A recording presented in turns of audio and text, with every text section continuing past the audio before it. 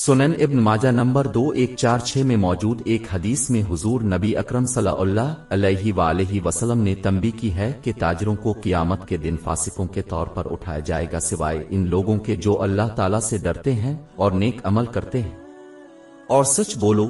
इस हदीस का इतलाक उन तमाम लोगों पर होता है जो तिजारती लेन देन में हिस्सा लेते हैं। अल्लाह ताला से डरना, इसके अहकाम की तामील, इसकी ममानतों से इज्तिनाब और सब्र के साथ तकदीर का सामना करना इंतहाई जरूरी है। इसमें इस्लाम की तालीमात के मुताबिक दूसरों के साथ हसन सलूक करना भी शामिल है। कारोबारी लेन देन के सिलसिले में एक मुसलमान को चाहिए कि वो अपनी बात में ईमानदार हो और इस लेन देन की तमाम तफसीलात इसमें शामिल तमाम लोगों को बताए।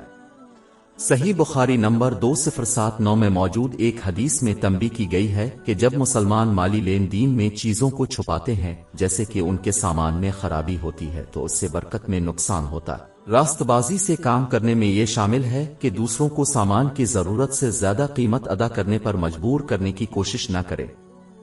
एक मुसलमान को सिर्फ दूसरों के साथ वही सलूक करना चाहिए जिस तरह वो चाहते हैं कि वो मुकम्मल इंकिशाफ के साथ मानी खेज हो। इसी तरह एक मुसलमान ये पसंद नहीं करेगा कि माली मामलात में उसके साथ बदसलूकी की जाए, वो दूसरों के साथ बदसलूकी ना करे। कारोबार करने वालों को हमेशा झूठ बोलने से बचना चाहिए क्योंकि ये बेहयाई की तरफ ले जाता है और फानी जहन्नम में ले जाता है।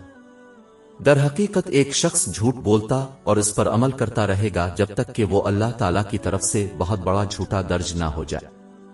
जामे तिर्मिजी नंबर 1971 में मौजूद हदीस में उसकी तंबी की गई है।